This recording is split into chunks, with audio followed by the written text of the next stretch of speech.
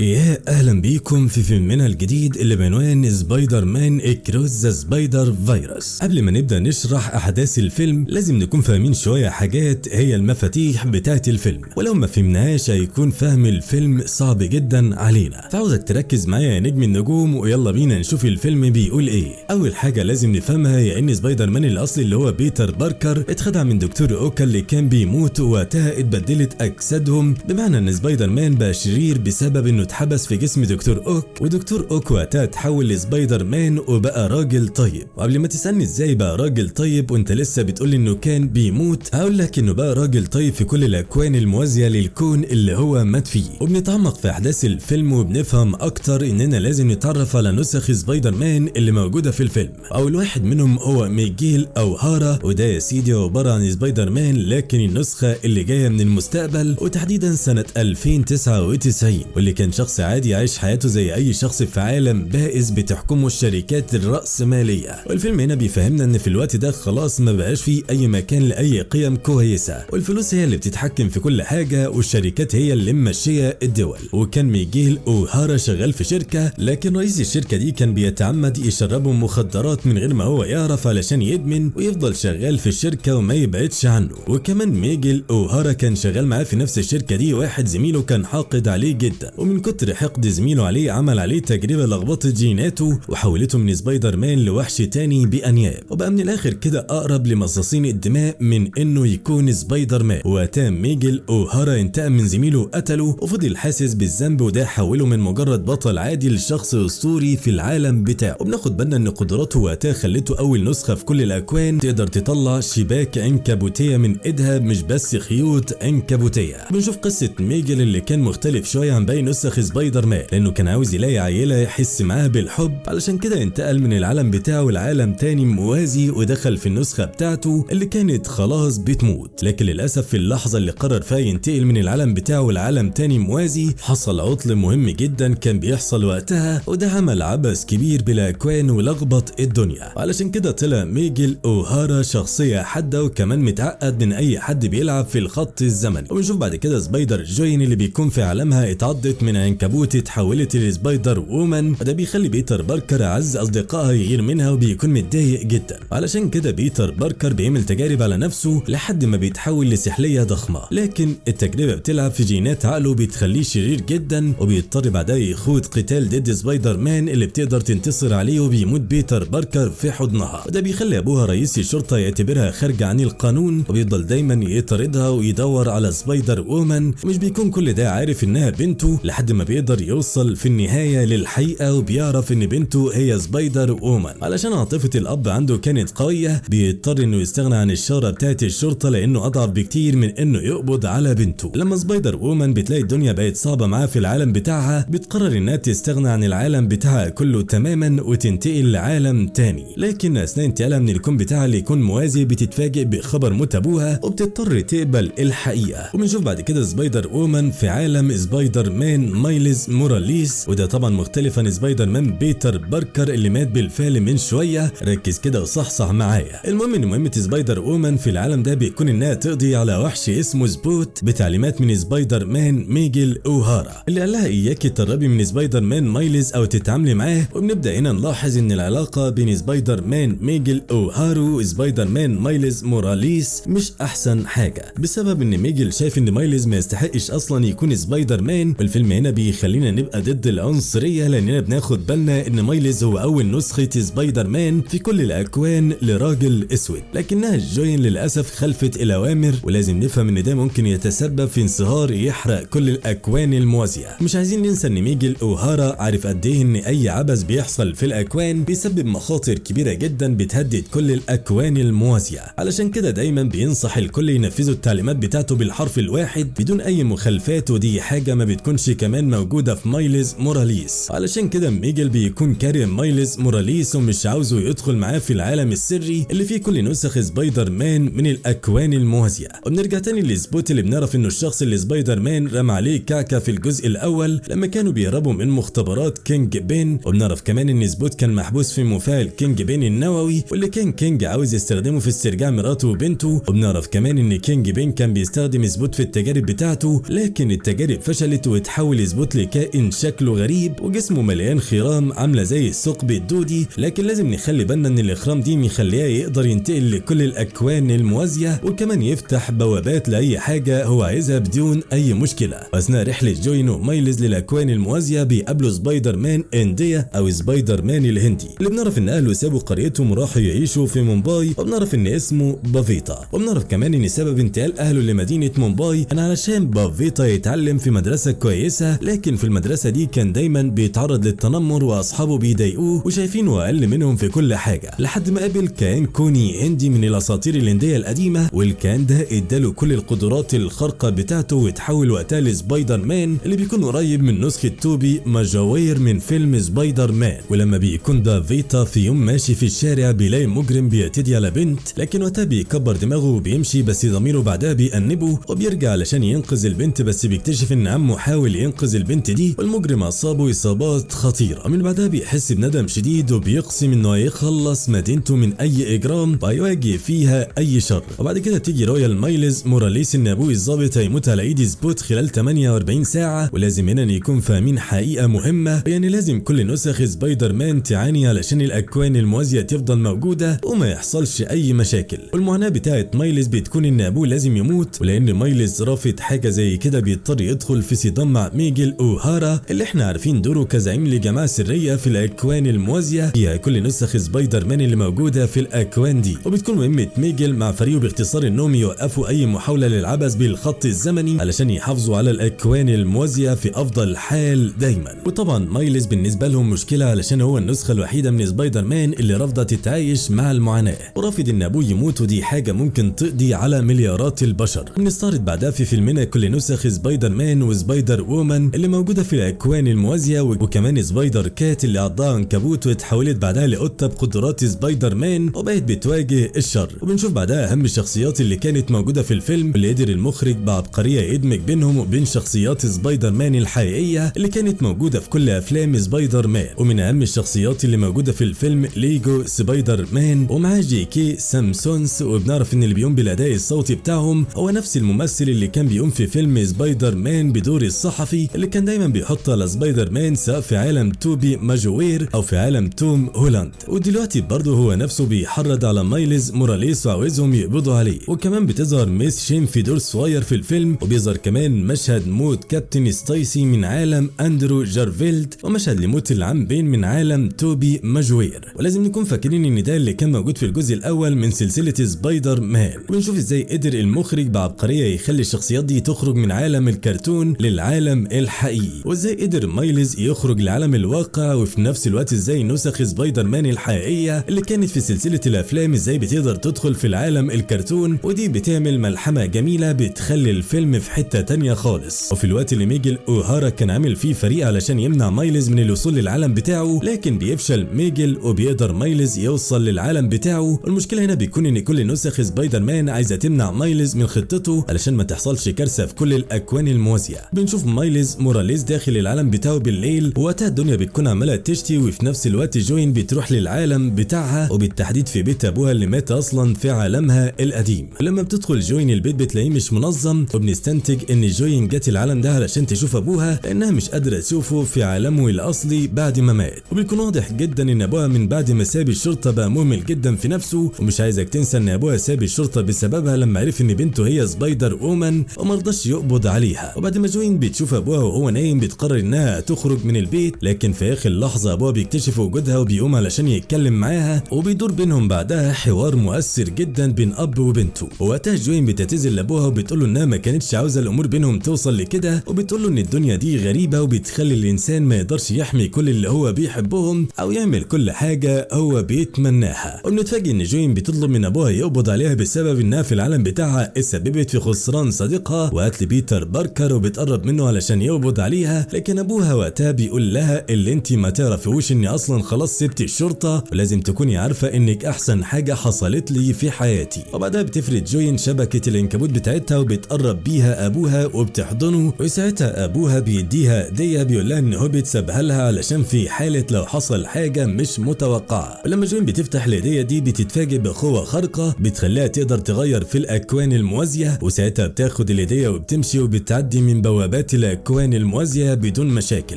نرجع بعد كده لمايلز موراليس وبنشوفه وهو بيحاول يخرج من العوالم الموازيه اللي فيها كل شخصيات سبايدر مان. مش عايزك تنسى انه بيعمل كل ده علشان يحاول ينقذ والده، ودي طبعا مشكله كبيره لانه بكده بيكون النسخه الوحيده من سبايدر مان اللي رافضه تعيش المعاناه بتاعتها، ولو فضل مكمل في الطريق ده فكده ممكن يعمل مشكله كبيره في الاكوان كلها، وده هيضيع مليارات البشر وهيعرضهم للقتل. بنشوفه وهو بيهرب لارض قريبه من الارض بتاعته علشان يحاول يدور فيها على ابوه ويلحق ينقذه، وهناك بيقابل امه وبيحكي لها كل حاجه، وكمان بيكشف شخصيته لاول مره قدام امه، لكن امه بتستغرب جدا، وده ببساطه بيكون لانها ما تعرفش اصلا بوجود سبايدر مان على الارض بتاعتها. وكمان بيتفاجئ مايلز ان عمه لسه عايش، ودي بتكون بالنسبه له حاجه غريبه لان في العالم الاصلي بتاع مايلز المفروض ان عمه ده اتقتل من زمان، وبياخد مايلز باله ان عمه عايش في الارض رقم 42. وهنا بنربط الاحداث ببعضها لان رقم 42 ده كان مكتوب على ظهر العنكبوت اللي عض مايلز من البدايه، بالتالي فكده مايلز اصلا جه لعالم غلط، وكل ده حصل بسبب تلاعب سبوت بالخط الزمني والاكوان الموازيه. وطبعا علشان العنكبوت اللي عض مايلز ما كانش موجود اصلا على الارض دي، فمايلز بيلاقي نفسه فجاه مش سبايدر مان ولا عنده اي قدره خارقه زي الاول. لكن للاسف بنعرف ان في العالم ده ابو مايلز مات خلاص اصلا، وبيشوف وقتها مايلز وعمه اعلان بموت ابوه، وده بيخلي مايلز اللي عايش في العالم ده يغضب جدا من اللي حصل. ولما ما بيلاقيش حد يوجهه للطريق الصح، عمه بيستغل ده وبياخده وبيعمل منه نسخه شريره بعد ما ضربه على دماغه ضربه خلته يفقد الوعي. ونرجع تاني لمايلز بتاعنا اللي جاي العالم ده اصلا علشان ينقذ ابوه، وما بيكونش عارف اي حاجه عن النسخه الشريره منه. وبعدها مايلز الطيب بيتقبض عليه، وده طبعا بيحصل بسهوله شديده بسبب انه خلاص فقد كل قدراته الخارقه. وبنشوف بعدها مواجهه بين النسخه الطيبه والنسخه الشريره من مايلز. الغريب ان النسخه الشريره منه بيعرف ان ابوه لسه عايش، لكن في عالم مجهول ومكان مجهول وهو مش قادر يعرفه، وبالتالي مفيش اي وسيله قدامه غير انه يعذب مايلز الطيب لحد ما يدله على طريق ابوه. وبنشوف بعدها سبوت اللي بياخد قوه كونيه هايله بتحوله لمخلوق قوي، وبيقدر يوصل للعالم بتاع مايلز موراليس، وبالتالي بيشكل خطوره كبيره على كل الاكوان الموازيه، وبيبقى خطر حقيقي بيهدد كل نسخ سبايدر مان. نرجع بعد كده للمواجهه اللي كانت بين النسخه الطيبه والنسخه الشريره من مايلز موراليس، واللي عاوزك تركز فيه جدا لانه فيه تفاصيل مهمه، وكمان فيه نهايه مفتوحه تعتمد عليها كل الاجزاء اللي جايه من سلسله سبايدر مان. بنشوف النسخه الشريره من مايلز موراليس عماله تضغط على النسخه الطيبه علشان يحاول يخليه يستسلم، خصوصا ان موقف مايلز موراليس على الارض دي بقى صعب جدا بسبب انه خلاص فقد كل قدراته الخارقه، ودي حاجه مخلياه ضعيف جدا. وفي الوقت اللي النسخه الشريره منه قويه جدا وعندها قدرات خارقه، وكمان مصمم يعرف من النسخه الطيبه مكان ابوه اللي لسه عايش في عالم ما زي ما احنا فاهمين. وبنرجع بعدها للارض رقم 1610 اللي بنعرف انها العالم الاصلي بتاع النسخه الطيبه من المايلز، وبنشوف وقتها اهله عمالين يتخانقوا ويدوروا عليه، لكن وقتها بتخرج جوين وبتقول لهم انها هي كمان بتدور عليه ومش لاقياه في اكتر من عالم، لكنها بعدها بتطمنهم وبتقول لهم انها واثقه انه هيبقى كويس وهيرجع قريب، خصوصا انه في يوم من الايام قال لها ان الحاجات المستحيله ممكن تتحقق لو احنا عندنا ايمان بده. وبنشوف بعدها سبايدر وومن وبنعرف انها كل ده كانت بتراقب جوين، وبنشوف بعدها سبوت اللي اكتسب القوه الهائله من الطاقه الكونيه اللي خدها وقدر في النهايه يوصل للارض 1610 اللي هي عالم مايلز الحقيقي، ودي طبعا مشكله كبيره جدا. وفي نفس الوقت ده بنشوف جوين وصلت عند بيتر باركر علشان تجنده، وبتكون في نفس الوقت جندت اصابه العناكب الخاصه بيها، وكمان كل اصدقاء سبايدر مان الموجودين معاه من الجزء الاول، لانها اكتر واحده حاسه بخطوره سبوت اللي تلاعب في الخط الزمني والاكوان الموازيه من البدايه وتسبب في كل المشكله اللي هم بقوا فيها دي، وبيستعدوا كلهم علشان يخوضوا مغامره جديده لانقاذ مايلز موراليس. بس كده بتنتهي احداث فيلمنا. ما تنسوش تدعمونا بلايك تشجيعا لينا علشان نستمر ونقدم لكم الافضل دايما، وشير للفيديو وسبسكرايب للقناه علشان تشوفوا كل جديد بنقدمه، واستنونا في افلام جايه كتير قريب، واشوفكم على خير ومع السلامه.